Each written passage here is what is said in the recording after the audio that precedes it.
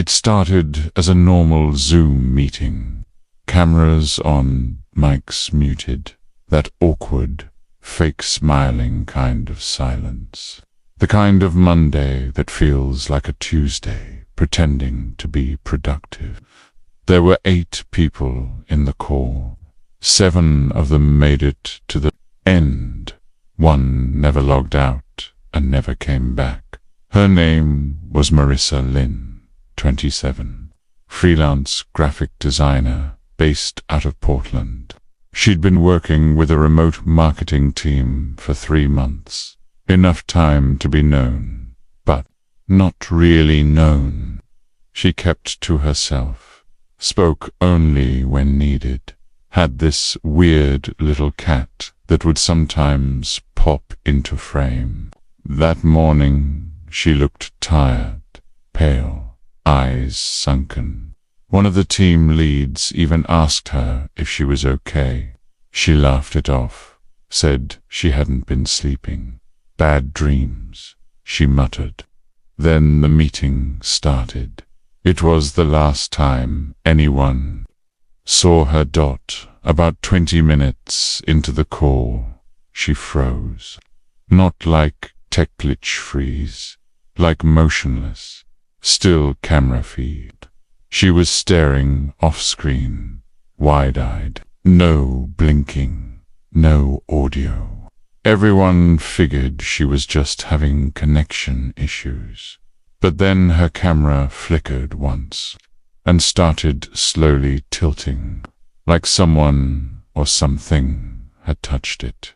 The weird thing. No one on the team called her. They just kept the meeting going, assuming she'd fix her Wi-Fi and hop back in. After an hour, the call ended. Her camera still on, still showing her empty room. She'd vanished mid-call. They figured it was a power outage. Maybe her battery died.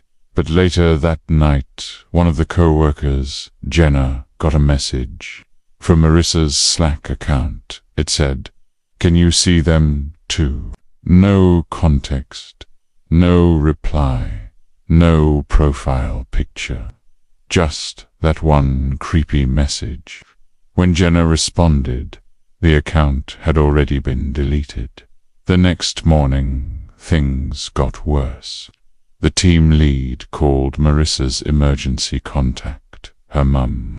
But her mum hadn't heard from her.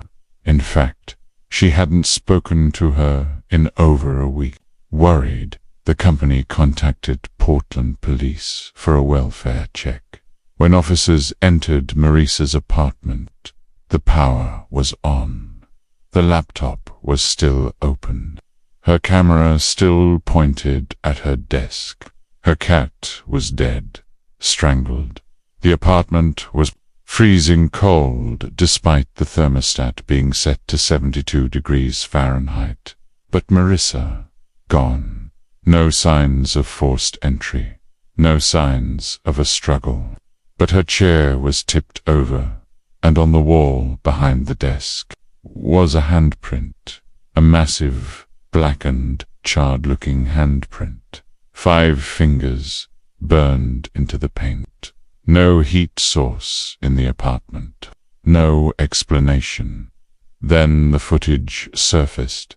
One of the co-workers, the only one who recorded the planned Zoom call that day, went back and watched it.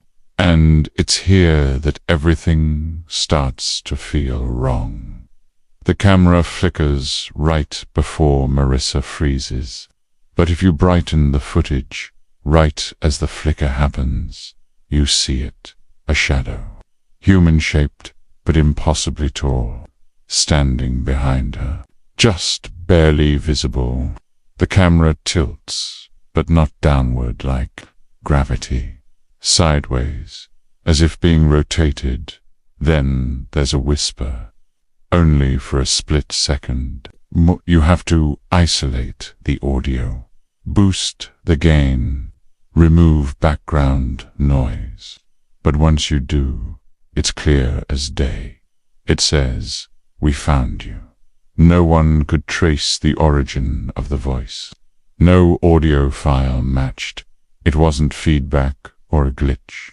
It was deliberate, focused, whispered directly into the microphone. But Marissa never moved. Not a flinch. Not even an eye twitch. She just disappeared. After that, the team disbanded. One member moved countries. Another stopped using technology altogether. Jenna, the girl who got the Slack message, started documenting everything. Put forums, Reddit posts, even podcasts.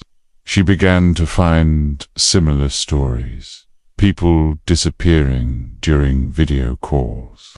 Glitches that weren't just glitches. A pattern. One survivor, a man from Germany, claimed something followed him back from a dream.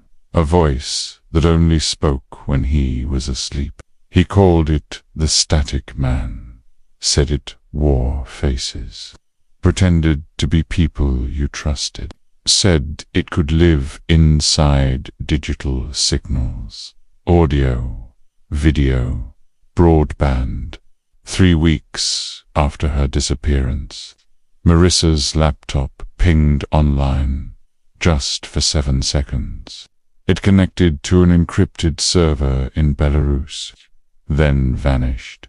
Gone, untraceable, per phone. Found in the Willamette River with a final photo on the camera roll. It wasn't her. It was a screenshot of the Zoom meeting. But here's the catch. It was taken after the meeting ended. Time-stamped 20 minutes after everyone had logged off. But the screenshot showed 9 people, not 8.